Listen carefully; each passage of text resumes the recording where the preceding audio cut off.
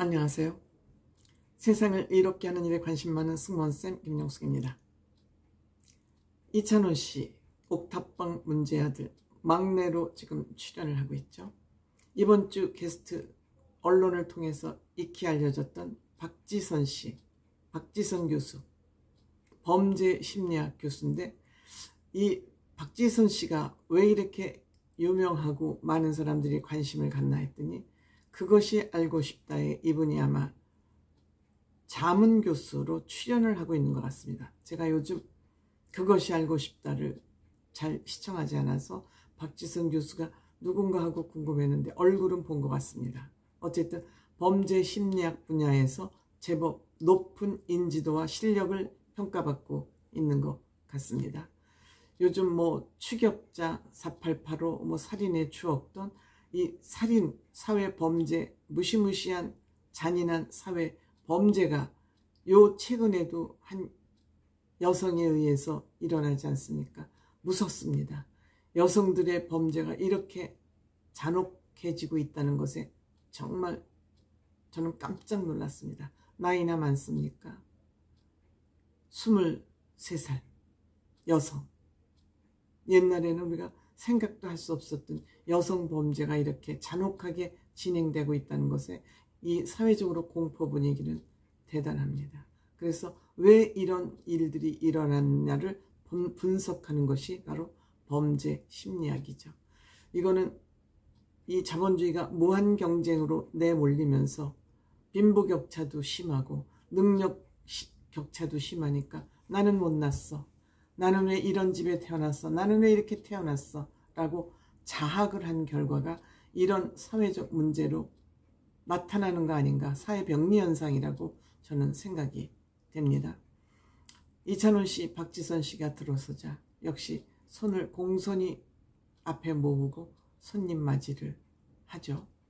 이 박지선 씨는 표창원, 권일용 씨와 함께 굉장히 유명한 요즘 새로운 신세대 범죄 심리학자로 평가받고 있는 것 같습니다. 임신도 해서 벌써 8개월이라 그러는데 전혀 배가 나와 보이지 않는군요. 이분 굉장히 섭외하기 힘들었답니다. 힘들었는데 여기에 출연하게, 옥탑방 문제아들에 출연하게 된 동기는 역시 이찬원 씨 때문이라고 합니다. 이찬원 씨 때문에 어머니에게 효도하고 싶었겠죠. 어머니가 너무너무 이찬원 씨를 좋아하니까 녹화 당일 어머니를 모시고 와서 녹화 전에 이찬원 씨가 1:1 팬미팅을 했다고 합니다. 이렇게 딸을 잘 두니까 만나기 힘든, 대한민국에서 가장 만나기 힘든 몇몇 안 되는 아티스트 이찬원 씨를 1:1로 만나서 팬미팅하고 사진 찍어주고 사인해주고, 아마 이 어머니는 평생 딸한테 받을 효도를 다 받았다고 생각할지도 모르겠습니다. 어머니가 이 딸 생일을 40평생 동안 한 번도 잊은 적이 없는데 생일을 잊었는데 이찬원 씨 콘서트에 가는 날이라고 그러죠. 그리고 너튜브에도 딸이 방송한 그 방송 영상으로 가득 채웠는데 요즘은 이찬원 씨가 그 방송 너튜브 자리를 밀어냈다고 합니다. 라이벌이 된 거네요. 박지선 씨한테 이찬원 씨가 라이벌이 됐습니다. 어머니가 이렇게 좋아하는 일, 몰두할 수 있는 일이 생겼다는 것은 딸로서 보면 또 흐뭇한 일이기도 하죠. 흐뭇한 일이기도 합니다. 그래서 이 범죄와 관련된 문제가 4문제가 출제가 됐습니다. 어쨌든 이 옥탑방의 문제아들은 출연자와 연관된 그러한 문제들을 추려서 내는데 4문제가 이제 제출이 됐는데, 출제가 됐는데, 제가 듣기에 2번째 문제, 스토킹. 이 스토킹이 지금 사회적으로 굉장히 힘든 것 같습니다.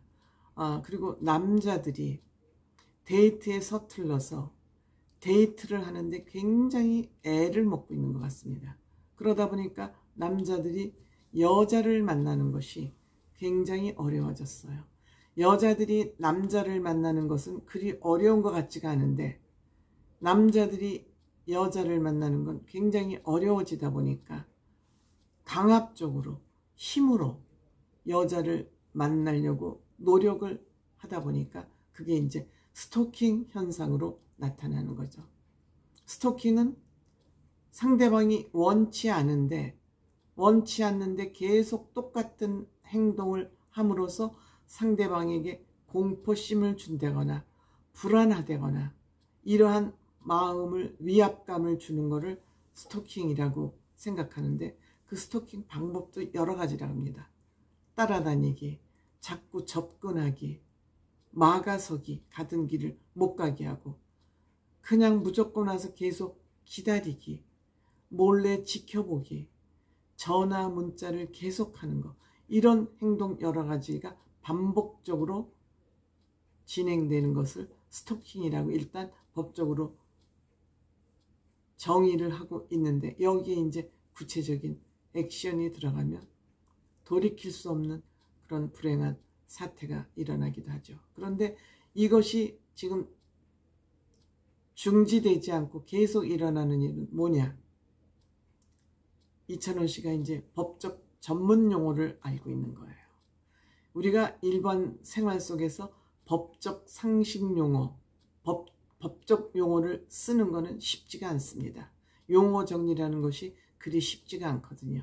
그런데 이 스토킹 범죄가 끊이지 않는 것은 반의사 불벌죄라는 것이 있죠.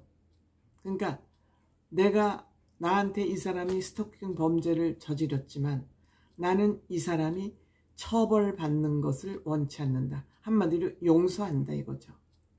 이 사람이 나한테 스토킹 범죄를 저질렀지만 나는 이 사람을 용서한다. 그러면 법적으로 처벌을 할 수가 없는 거예요. 그런데 이 여성 입장에서는 뭐 이거는 여성이, 요새는 남자들도 스토킹을 당하는 경우가 있는데 여성의 경우가 사회적으로 훨씬 일반적이기 때문에 여성을 중심으로 말씀을 드리면,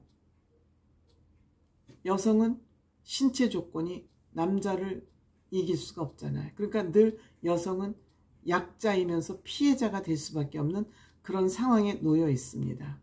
그러니까 겁이 나니까 저 사람 벌 주세요 그러면 언젠가는 나올 테니까 언젠가는 출소를 하면은 나를 2차 보복, 2차 가해를 할 수 있다는 그런 두려움 때문에 용서를 하는 거죠. 처벌을 원치 않는 거죠. 근데 그 용서를 하면은 거기서 멈추냐? 그 사람이 고마워서 저 사람은 나의 은인이다 하고 멈추냐? 그렇지 않습니다. 이런 사람은 병적일 수도 있고, 또 원한을 가지고 뭐 네가 그렇게 날 용서했지만 나는 너를 포기할 수 없어 라고 얘기할 수도 있기 때문에 이 반의사 불벌죄를 고쳐야지 폐지해야 된다. 이런 것이 이제 국회에 법률로 계류되어 있기도 하다고 합니다. 근데 이런 거는 저희들하고 직접 상관이 없는 법이라고 생각하고 이들이 그 법을 허술하게 소홀하게 다루는 것이죠. 그래서 이 문제가 딱 나오니까 이찬원 씨가 반의사 불벌죄 이렇게 전문 용어로 한 문장으로 딱 정리해내는 것은 법에 평상시에 관심이 없으면, 사회 문제에 관심이 없으면 탁 정답을 정확하게 맞출 수 없는 거죠. 이찬원 씨는 집중도가 높아서 그 상황 지식을 습득하는데 굉장히 관심이 많고, 그 일반 상식뿐만이 아니라 이 법적인 문제도 굉장히 조예가 있기 때문에 이렇게 대답을 쫙 맞히는 거 아닌가 이렇게 생각이 됩니다. 아, 큰일 났어요. 이 사회가, 그리고 이 마약이나 정신분열 환자들이 너무너무 많이 생겨서 보통 일이 아니에요. 사회가 점점 불안한 사회로 가고 있어서 이거를 정부에서 처벌 위주로 자꾸 법을 만드는 것이 능사인지 아니면 예방을 어떻게 할 수 있는지, 이건 아마 법무부에서 한동훈 장관이 좀 심각하게 우리 국민들이 다 같이 마음을 모아서 이것을 어떻게 해결할 수 있는지를 한동훈 장관 같은 사람이 좀 마음을 신경을 써서 바꿔야 되지 않나 이렇게 생각이 됩니다.